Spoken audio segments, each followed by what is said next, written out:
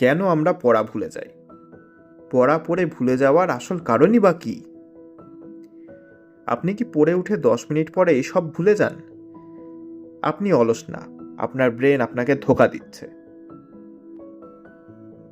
আজ বলবো কেন আমরা পড়া ভুলে যাই আর কিভাবে এটা বন্ধ করা যায়।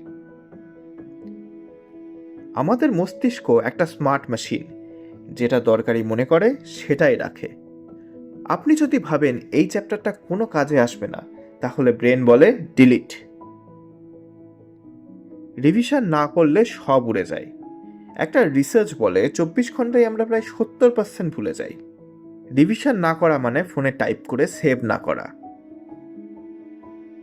পড়ার সময় mobile is equal to memory killer. পড়া plus mobile is equal to zero focus. Brain একসাথে দুটি কাজ করতে পারে না, ফলে পড়া যায় শর্ট টার্ম মেমোরিতে। ঘুম কম ইজ ইকুয়াল টু পড়া গায়েব। ঘুমের সময় ব্রেন পড়া জিনিস পার্মানেন্ট ফাইল বানায়। 6 ঘন্টার কম ঘুম is equal to forget mode on. বেশি tension is equal to blank. পরীক্ষার সময় হঠাৎ সব ফাঁকা, কারণ স্ট্রেস হরমোন কর্টিসল। ভয় কমাও, পড়া নিজে থেকেই মনে থাকবে। শুধু পড়লে হবে না, শুধু চোখ দিয়ে পড়া is equal two fake study.